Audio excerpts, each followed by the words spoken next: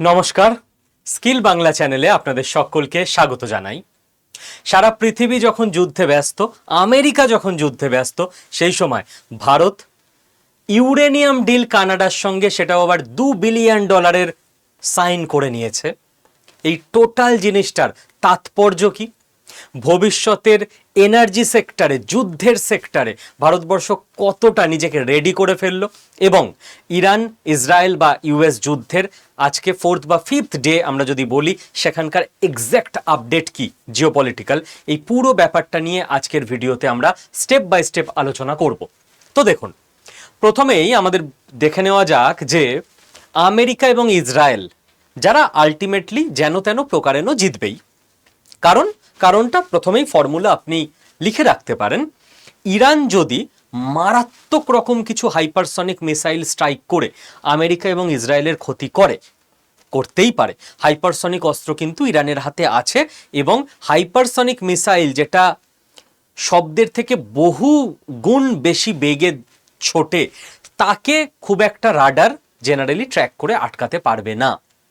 সেক্ষেত্রে কিন্তু আমেরিকা মারাত্মক কিছু অস্ত্র, নিউক্লিয়ার উইপেন আমি এখনই বলছি না, কিন্তু নিউক্লিয়ার উইপেন ছাড়াও যে মারাত্মক অস্ত্র আমেরিকার হাতে আছে, বাংকার বাস্টার থেকে শুরু করে আমেরিকা ইসরায়েলের হাতে যেসব আছে, মাদার অফ অল বম্বস থেকে শুরু করে সেই সমস্ত ডার্টি বম ইউজ করতে পারে ইরানের ওপর।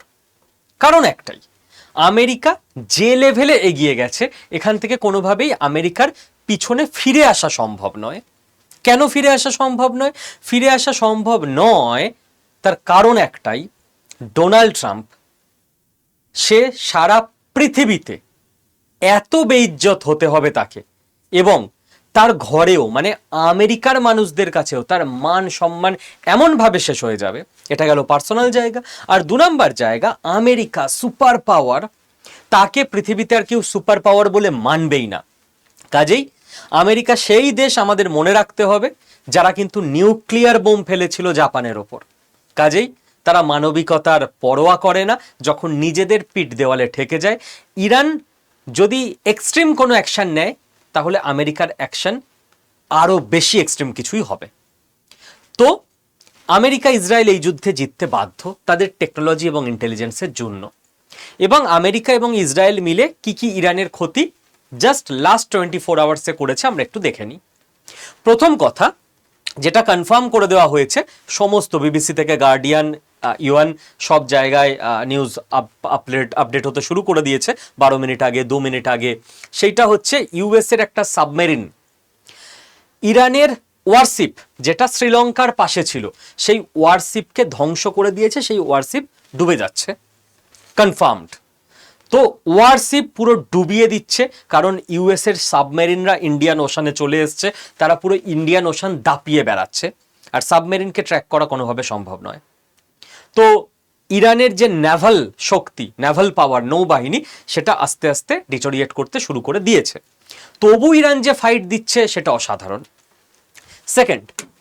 সেকেন্ড আমাদের দেখতে হবে যে ইউএস টোটাল 2000 টার্গেটে ইরানে অ্যাটাক করে দিয়েছে। মানে বিভিন্ন জায়গায় প্রিসিশন বেস্ট স্ট্রাইক করছে ইউএস। ইরানের একের পর এক এয়ার ডিফেন্স সিস্টেম, একের পর এক সরকারি অফিস, একের পর এক ডেটা সেন্টার, যেখানে মিলিটারির ইম্পর্টেন্ট আলোচনা হচ্ছে, যেখানে ইম্পর্টেন্ট বিল্ডিং, সেই সমস্ত কিছু ধ্বংস করতে শুরু করে দিয়েছে মিসাইলের সাহায্যে, ড্রোনের সাহায্যে, ফাইটার জেটের সাহায্যে। থার্ড আমাদের যেটা দেখতে হবে সেইটা হচ্ছে ইরানের সুপ্রিম লিডার আয়াতোল্লাহ খামেনি, তার শ্রদ্ধা জানাতে তাকে, বা যে অন্ত্যেষ্টিক্রিয়া টাইপের যা কিছু একটা রিলিজিয়াস রিচুয়ালস থাকে ইরানের সংস্কৃতি এবং ধর্মীয় বিশ্বাস অনুযায়ী, সেইটা হওয়ার কথা আজকে। এবং সেই সময়ই ওনার ছেলে মোস্তাফা খামেনি, খুব সম্ভবত তাকে ইরানের পরবর্তী সুপ্রিম লিডার হিসেবে প্লেস করা হচ্ছে ইরানের তরফ থেকে। একটা দেশ তার সুপ্রিম লিডারকে চুজ করছে, সেই সময় বুকের পাটা কাকে বলে দেখুন। Target for elimination, Israel's warning for ইরানস next supreme leader. একটা মানুষ ওই দেশের সুপ্রিম লিডার হিসেবে নিয়োজিত হচ্ছে তার বাবার মৃত্যুর পর, ইসরায়েল পরিষ্কার বলে দিচ্ছে he is our target for next elimination. এবার আমরা একে এলিমিনেট করব, পৃথিবী থেকে সরিয়ে দেব। তো ইসরায়েল নিজের প্ল্যানে ক্লিয়ার যে পুরো লিডারশিপ লাইনকে ধ্বংস করে দেবো এক এক করে। তো এই অবস্থা আজকে 5th ডেতে যখন ইউএস ইরান ওয়ার চলছে। তো আলটিমেটলি ইউএস এবং ইসরায়েলের জিততে কতদিন লাগে, জেতার জন্য কতটা শক্তি প্রয়োগ করে, কি কি নোংরা খেলা খেলতে হয় ইউএস ইসরায়েলকে, সেটাই দেখার ডিফেন্স এক্সপার্টরা চোখ রাখছে। অবশ্যই ভারতবর্ষের RNDW, ভারতবর্ষের মিলিটারি ইন্টেলিজেন্স, বিদেশ দপ্তর, NSA এবং তার টিম অল টাইম চোখ রেখে বসে আছে, কারণ এটার মতো একটা জীবন্ত কেস স্টাডি, লার্নিং জেনারেলি পাওয়া যায় না খুব সহজে, যে কোন দেশ কতটা অবধি যেতে পারে এবং কে কোন স্ট্র্যাটেজি ইউজ করছে কোন অবস্থায় পড়ে। এবার আমাদের যেটা দেখতে হবে যে ইরানের ফাইটটা, দেখুন আমরা ভারতবাসী হিসেবে এটুকু বুদ্ধিমান দুনিয়ায় যারা চলে এসছেন, যারা 2026-এ বাস করেন, আপনারা বলবেন স্যার সবাই তো 2026-এ বাস করি, না না, অনেকে মানসিকভাবে 1926-এ বাস করে, তারা আবেগ দিয়ে চলে। বাট যারা 2026-এ মানসিক এবং শারীরিকভাবে বাস করেন, তারা জানেন যে ভারতবর্ষের এই যুদ্ধে স্ট্যান্ড পয়েন্ট হচ্ছে no stand point, we are with peace. তো পিস আসুক, পিস কিভাবে আসবে আমরা কি করে জানবো, এখানে আমাদের কোনো লেনা দেনা নেই। আমাদের যারা মানুষটা ইরানে আছে তাদেরকে বের করে আনা আমাদের একমাত্র ব্যাপার, এবং ভারতের ন্যাশনাল স্ট্র্যাটেজি, সিকিউরিটি, আমাদের তেল এবং গ্যাস, এটা নিয়েই আমরা চিন্তিত। লোকের বাড়ির মারামারির মধ্যে আমরা ঝগড়ার মধ্যে গিয়ে নাক গলিয়ে ওর মধ্যে নিজের নাক কাটতে চাই না, এবং যে কোনো ম্যাচিওর্ড নেশনের এটাই স্ট্যান্ড পয়েন্ট হওয়া উচিত। এবার আমরা অবজারভার হিসেবে যে ব্যাপারগুলো দেখব, যে ইরান কি মারাত্মক রকম ফাইট দিচ্ছে, এখান থেকে কি লার্নিং পেতে পারি আমরা, ভবিষ্যতের ওয়ার স্ট্র্যাটেজিতে আমরা কিভাবে চেঞ্জ আনতে পারি এই লার্নিং থেকে।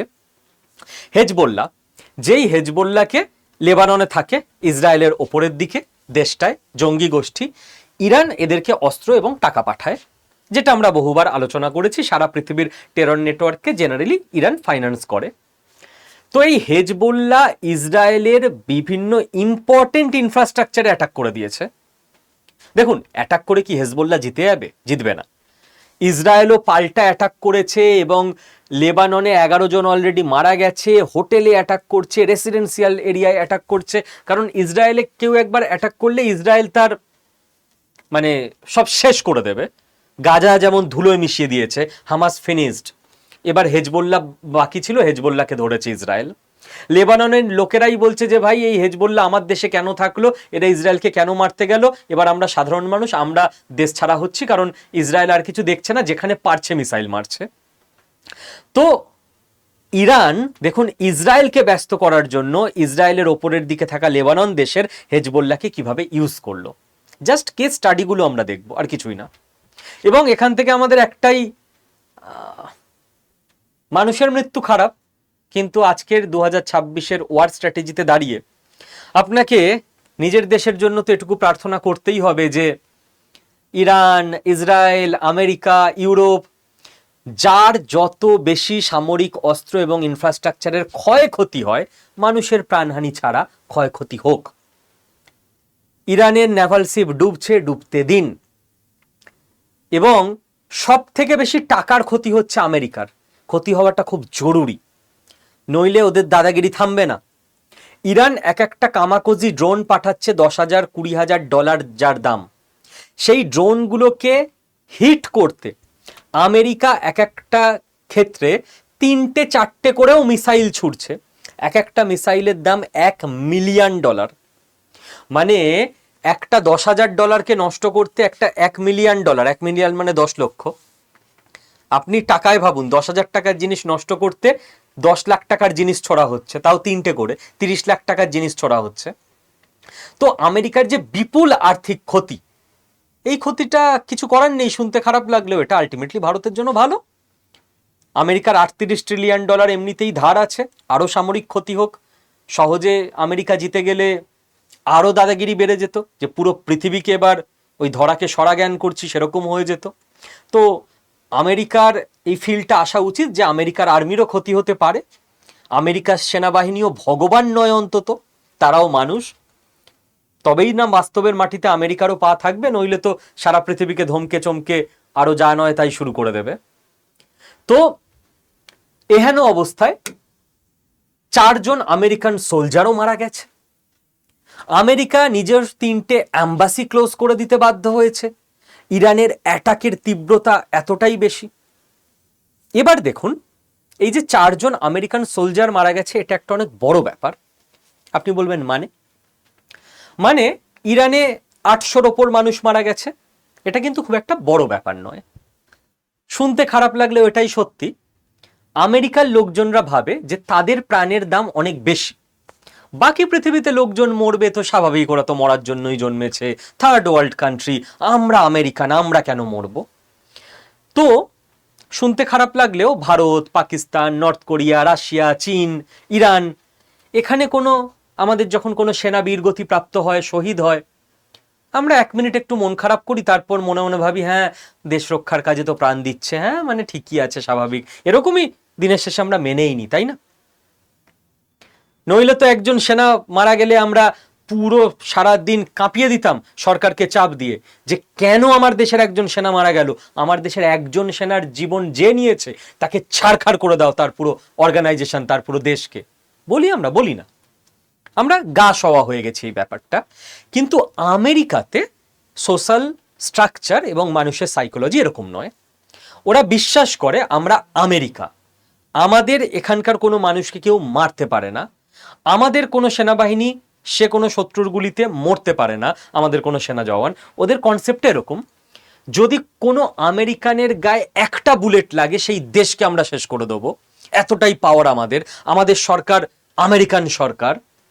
তো যেহেতু ওরা এই ঔদ্ধত্য, অহংকার এবং সেলফ কনফিডেন্স নিয়ে বাঁচে, যখন 4টে ডেড বডি সেনাবাহিনীর জওয়ানের আমেরিকাতে পৌঁছায়, তখন গোটা আমেরিকা কিন্তু উত্তাল হয়ে যায় যে আমার সরকার এতটা অপদার্থ হয়ে গেছে, আমার দেশের 4জন সেনা জওয়ানকে মেরে দিয়েছে ইরান। এ আবার হতে পারে? ইরানের হাতে এত ক্ষমতা। এবং কমন আমেরিকানরা না অতটা জিওপলিটিক্সে এবং সামরিক ব্যাপারে জ্ঞান রাখে না, ওদের বিজনেস জ্ঞান অসাধারণ, ইকোনমির জ্ঞান অসাধারণ, বাট বাকি অনেক সাবজেক্টে ওদের জ্ঞান কিন্তু অতটাও ভালো নয়।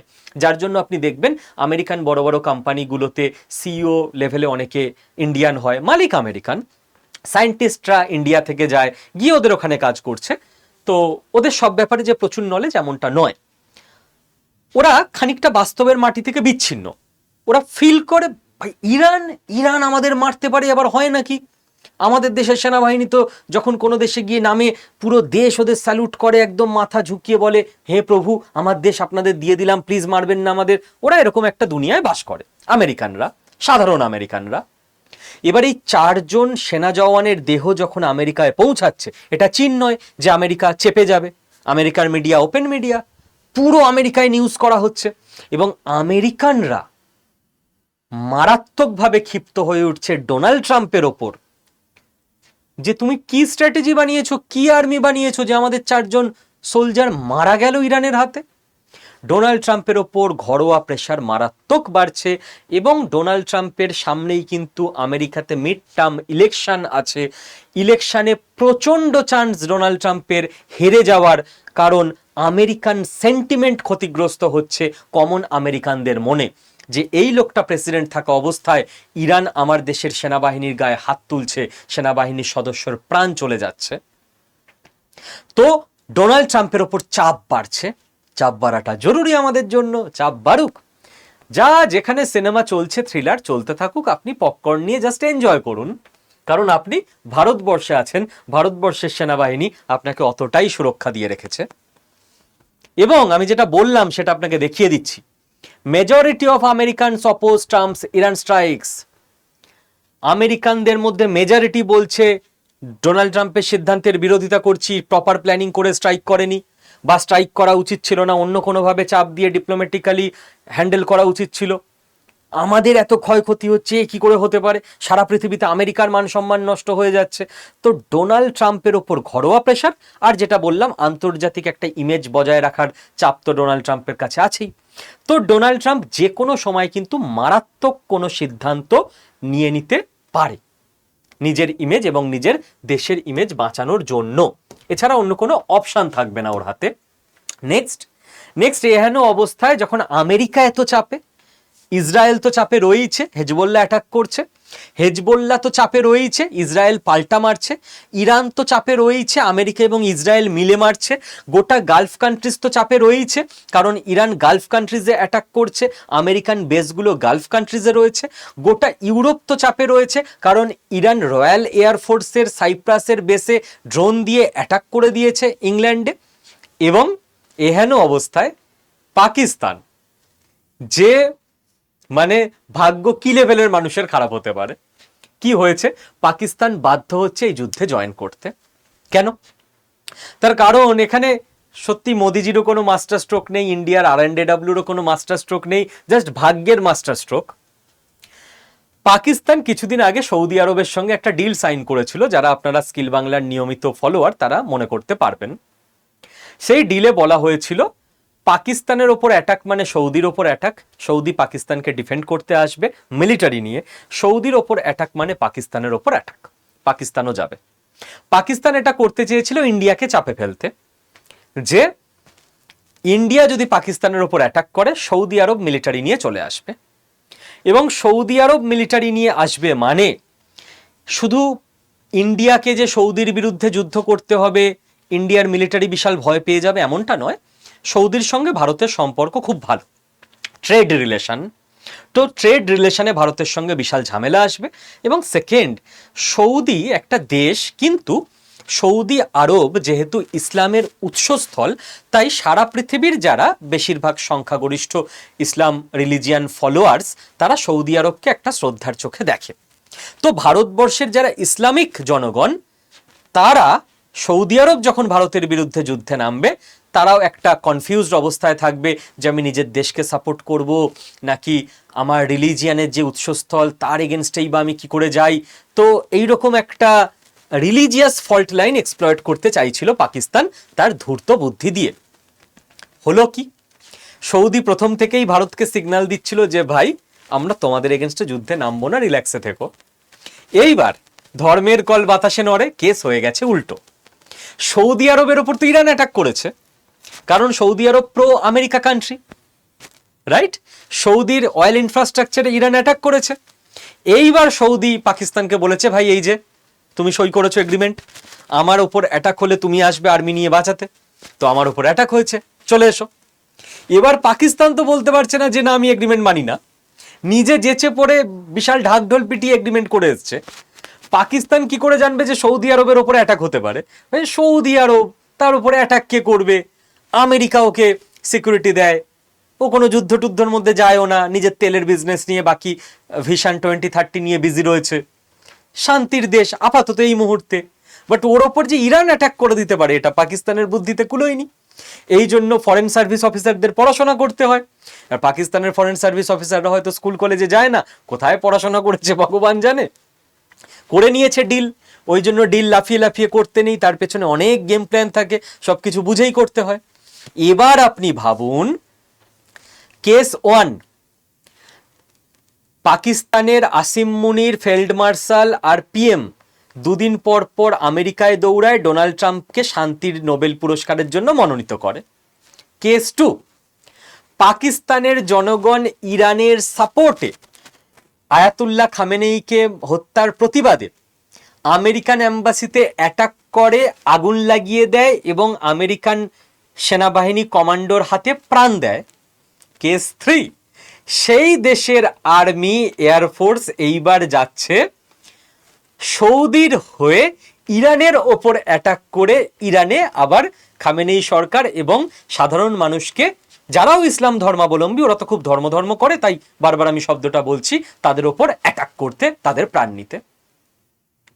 পুরো দেশ কনফিউজড, আর্মি, পলিটিক্যাল নেতৃত্ব, foreign service officer, security officer, মানুষজন, মিডিয়া, কেউ কিছু বুঝতে পারছে না কি বলবে, কাকে সাপোর্ট করবে, কি করবে। না আমেরিকার এগেনস্টে যেতে পারবে, না সৌদির এগ্রিমেন্ট থেকে বেরোতে পারবে, না টোটাল ফিনিশড, একেবারে পুরো নীতি সব কিছু ভেবেছিল ডক্টর জয়শঙ্করের মতো চারদিকে একসঙ্গে গেম প্ল্যান সাজিয়ে এগিয়ে যাবে, বাট সমস্ত গেম প্ল্যানে একসঙ্গে জট পড়ে একেবারে ঘেঁটে ঘ হয়ে গেছে।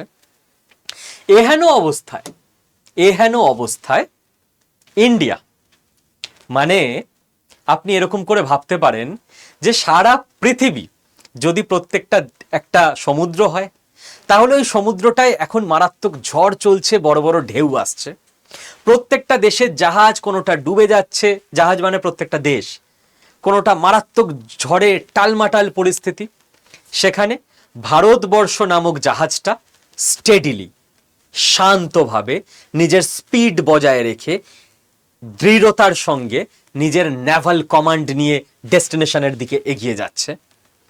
ইয়েস, যেখানে সারা পৃথিবীতে এই টালমাটাল অবস্থা, ভারতবাসী মানে মিম ছড়াচ্ছে সোশ্যাল মিডিয়ায় যে ভারতবর্ষ মানে সারা পৃথিবীতে যখন দিওয়ালি হচ্ছে, ভারতবর্ষ তখন হোলি মানাচ্ছে। দেওয়ালির মতোই বোম পড়ছে সারা পৃথিবীতে, আর ভারতবর্ষ তখন রং নিয়ে হোলি খেলছে শান্তিতে। আর ভারতবর্ষের নীতি নির্ধারকরা কি করছে, সেই সময় কানাডার সঙ্গে $2 বিলিয়ন ইউরেনিয়াম ডিল সাইন করে নিচ্ছে। ভারতবর্ষ স্থির, নিজের লক্ষ্যে অবিচল, এই টোটাল যুদ্ধ পরিস্থিতির আঁচ নিজের উপর আসতে দিচ্ছে না এবং ভবিষ্যতের জন্য একের পর এক ডিল করেই যাচ্ছে। ভারতবর্ষ স্টপও হয়নি যে ভাই দুদিনের জন্য স্টপ নিই, পজ নিই, দেখি যুদ্ধটা কোন দিকে যায়। ভাই যুদ্ধর মতো চলুক, সামলে নেবে আমাদের ফরেন অফিসাররা, আমরা আমাদের ফিউচার প্ল্যানের মতোই একই গতিতে এগোতে থাকবে। ভারতবর্ষের ফরেন পলিসিকে আমি মনে করি ভারত সরকারের এই মুহূর্তে অনেক ভুল আছে, কিন্তু ফরেন সার্ভিস অফিসাররা বা ফরেন পলিসি এই মুহূর্তে অন্যতম পিক লেভেলে রয়েছে। রাশিয়া বনাম আমেরিকা এবং ইউরোপ চলছে, ভারতবর্ষ রাশিয়ার থেকে তেল পারচেস করছে, ডিফেন্স পারচেস করছে। ভারতবর্ষ আমেরিকার সঙ্গে এফটিএ করছে, ডিফেন্স পারচেস করছে। আমেরিকা বনাম ইউরোপ কোল্ড ওয়ার চলছে, ভারতবর্ষ ইউরোপের সঙ্গে এফটিএ করে নিয়েছে। ইউরোপ, আমেরিকা, ইসরায়েল, এদের যদি আমি একটা দিকে বলি, ইসরায়েলের সঙ্গে ভারতবর্ষ টেকনোলজি নিচ্ছে, সফটওয়্যার নিচ্ছে, ডিফেন্স ইকুইপমেন্ট নিচ্ছে। আমি যদি অন্য দিকে বলি, চীন এবং রাশিয়াকে, রাশিয়ার সঙ্গে তো বললামই, চীনের সঙ্গে ভারতবর্ষ সম্পর্ক উন্নতি করে নিয়েছে। চীন ভারতবর্ষকে এই মুহূর্তে নেক্সট কিছু বছর কোনোভাবেই বিচলিত করবে না, রাশিয়াকে চাপে ফেলেই করে নিয়েছে। ভারতবর্ষ আফ্রিকান কান্ট্রিগুলোর সঙ্গে সুন্দর সম্পর্ক রেখে দিয়েছে। ইসলামিক কান্ট্রিগুলো, যেখানে গালফ কান্ট্রিজ আমরা যাদের বলি, মিডল ইস্ট, তারা আর ইসরায়েল সাপে নেউলে, ইসরায়েলের সঙ্গে ভারতের এই সম্পর্ক, গালফ কান্ট্রির সঙ্গে ভারতের অসাধারণ সম্পর্ক। আমাদের প্রাইম মিনিস্টার এবং আমাদের বিদেশ মন্ত্রী দুজনেরই ফেসবুক প্রোফাইল এবং টুইটার অ্যাকাউন্টে আপনি দেখে নিতে পারেন, ঘন্টায় ঘন্টায় গালফ কান্ট্রিজের, ইসলামিক কান্ট্রিগুলোর এক একটা দেশের রাষ্ট্রপ্রধানকে, প্রেসিডেন্টকে, প্রাইম মিনিস্টারকে, রাজাকে, যে দেশে যেমন আছে, ঘন্টায় ঘন্টায় ফোন করছে এবং সেইটা পোস্ট দিচ্ছে ভারতবর্ষের বিদেশ দপ্তর এবং পিএমও। গোটা গালফ কান্ট্রিজের সঙ্গে আমাদের ভালো সম্পর্ক, এবং ইরানের সঙ্গে কিভাবে নিউট্রালিটি রাখতে হয়, যে আমি ইরান অ্যাটাকেও যাব না, আবার গোটা গালফ কান্ট্রিজ, আমেরিকা, ইউরোপের এগেনস্টে গিয়ে ইরানকে সাপোর্টও করব না। রাশিয়া এবং চীন ইরানকে সাপোর্ট করছে, করতে দাও, রাশিয়া চীনের সঙ্গে আমি শত্রুতাও করব না। এই অসাধারণ গেম প্ল্যানটা একই সঙ্গে সামলে চলা মারাত্মক কঠিন কাজ। আপনি আপনার পাড়ায় করে দেখান, 20টা ফ্যামিলি একে অপরকে সহ্য করতে পারে না, আপনার সঙ্গে প্রত্যেকের ভালো সম্পর্ক করে দেখান। আপনি আপনার ফ্যামিলিতে করে দেখান, বড় পিসি সেজো মাসিকে সহ্য করতে পারে না, বড় মাসি রাঙা দিদার ছেলের বউয়ের সম্পর্কে খারাপ কথা বলে, আর আপনার সঙ্গে প্রত্যেকের ভালো সম্পর্ক করে দেখান। ঘেটে হয়ে যাবেন। এর ব্যাপারে ওকে ওইটা বলতে গিয়ে ওর আপনার নামে ভুল বুঝিয়ে কেস খাইয়ে দেবে, ওর সঙ্গে আপনার মুখ দেখা দেখি বন্ধ হয়ে যাবে, ও আপনার নামে ভুল কথা রটিয়ে আসবে, আর সেইটা ওয়ার্ল্ড স্টেজে সামলে যাচ্ছে আমাদের দেশ। Hats off to you our officers. এইবার এহেন অবস্থায় কি এই ডিল? তো প্রথমে বলে রাখি, আপনারা বিভিন্ন জায়গায় দেখবেন $1.9 বিলিয়ন ডিল, বিভিন্ন জায়গায় দেখবেন $2.6 বিলিয়ন ডিল। এবার আবার কিছু লোকজন আছে যারা অতটা পড়াশোনা বোঝে না, ওই দেখো ভুয়া খবর, না হলে দু জায়গায় দুরকম ডিল থাকে। ওরে বাবা, একটু পড়াশোনা করো। আমেরিকার ডলার আর কানাডার ডলার আলাদা, তাই একরকম হিসেবে $2.6 বিলিয়ন আসছে, আর একরকম হিসেবে $1.9 বিলিয়ন আসছে। কানাডা যে দেশটা, আপনি আর একটা লেভেল ভাবুন, ভারতবর্ষ টেরোরিজমকে কিভাবে হ্যান্ডেল করছে। কাশ্মীরে পাথর ছোড়া বন্ধ, রাইট? নকশাল এবং মাওবাদী ফিনিশড, রাইট? নর্থ ইস্টে একটা স্টেট বাদে বাকি সমস্ত স্টেটে যত উগ্রপন্থী সংগঠন ফিনিশড। এবার দেখুন, যারা পৃথিবীর মঞ্চে টেররকে ফাইন্যান্স করে, পাকিস্তান এবং ইরান, তাদের একের পর এক দুর্মুষ করা হচ্ছে। ভারতবর্ষ চুপচাপ মজা নিচ্ছে যে ভাই ওয়ার্ল্ড স্টেজেও টেররিস্টদের দুর্মুষ করা দরকার। আফগানিস্তানকে দিয়ে পাকিস্তানকে অ্যাটাক করাচ্ছে, নিজে অপারেশন সিঁদুর করে টেররিস্টদের মারছে, এবং এই একই টাইমে আরেকটা টেররিস্টদের আমরা ভুলে যাচ্ছি, সেটা হচ্ছে খলিস্তানি, যারা কানাডায় বড় অংশ থাকে। কানাডা থেকে খলিস্তানি মুভমেন্টের ব্যাপারে সারা পৃথিবীতে অনেক কিছু করে বেড়ায়। এর আগে কানাডায় যে ছিল জাস্টিন ট্রুডো, সে খলিস্তানিদের সাপোর্ট করত এবং ভারতের সঙ্গে কানাডার রিলেশনকে প্রচুর নষ্ট করেছিল। জাস্টিন ট্রুডোর অপসারণের পর নতুন যে দায়িত্বে এসছে, তার সঙ্গে ভারত কি ডিল করলো? Uranium deal. আপনি বলেন ইউরেনিয়াম ডিল, এটা এত বড় করে বলার কি আছে? বুঝুন, ইউরেনিয়াম হচ্ছে সেই জিনিস, তেজস্ক্রিয় পদার্থ, যেটা দিয়ে নিউক্লিয়ার বোম তৈরি হয় এবং নিউক্লিয়ার এনার্জি পাওয়া যায়। কানাডা হাতে গোনা কয়েকটা দেশকে ইউরেনিয়াম সাপ্লাই করে, কারণ ইউরেনিয়াম আপনি সেই সমস্ত দেশকেই সাপ্লাই করতে পারবেন যাদের ব্যাপারে আপনার মারাত্মক ভরসা যে এই ইউরেনিয়াম নিয়ে ক্ষতিকর কাজে ব্যবহার করবে না, কারণ ইউরেনিয়ামকে মারাত্মক ক্ষতিকর কাজেও ব্যবহার করা যায়। কাজেই টাকার অফার দিলেও যাদের কাছে, যেসব দেশের কাছে ইউরেনিয়াম আছে, তারা ইউরেনিয়াম বিক্রি করে না। চীনের সঙ্গে কানাডার একটা ডিল হচ্ছিল বড় রকম, আমেরিকার থেকে ধাবাত খেয়ে সঙ্গে সঙ্গে কানাডা বলেছে না না, আমরা ডিল করব না, কারণ হাজার হোক কানাডা আমেরিকার পাশে থাকে এবং আমেরিকার দাদাগিরি ওকে এখনো মানতেই হবে। এদিকে ভারত আমেরিকার সঙ্গে এতটা সম্পর্ক করে নিয়েছে যে ভারতের ডিলে আমেরিকা ব্যাগরা অন্তত দেবে না। এবং কানাডা কদিন আগে খলিস্তানি মুভমেন্ট সাপোর্ট করছিল, সে ভারতকে এত ভালোবেসে ফেললো যে ভারতকে ইউরেনিয়াম পাঠাতে রাজি হয়ে গেল। যে না, ভারতের মতো ভালো ছেলে হয় নাকি, ওরা ইউরেনিয়াম নিয়ে কিচ্ছু করবে না, ওরা ইউরেনিয়াম নিয়ে ইউরেনিয়াম এনার্জি বানাবে, মানে ইলেকট্রিসিটি তৈরি করবে। পৃথিবীর এত দেশ অ্যাপ্লিকেশন দিয়ে রেখেছে, ভাই আমরাও ইলেকট্রিক বানাবো, আমাদের দাও। না না, তোমাদের বিশ্বাস করি না, তোমরা পরমাণু বোম বানাবে, তোমাদের দেওয়া যাবে না। তো ভারতের সঙ্গে ডিল হয়ে গেছে, সেটাও অলমোস্ট $2 বিলিয়ন। আমি যদি মোটামুটি একটা মাঝখানে আসি, এবং আপনি দেখে নিন এবার যে একটা জঙ্গি গোষ্ঠী বাকি ছিল খলিস্তানি, কানাডায় খলিস্তানিদের কি লেভেলে পেটানো হয় সরকারের তরফ থেকে, এবং গোটা আন্তর্জাতিক মঞ্চে খলিস্তানি মুভমেন্ট দুর্বল হয়ে যাবে। একসঙ্গে দুটো মাস্টার স্ট্রোক হয়ে গেছে এই ডিলের মাধ্যমে। কেন স্যার? কানাডা জানে ভারতবর্ষ বড় মার্কেট, একটা ডিল সবে শুরু হলো, এরপর সিইপিএ হবে।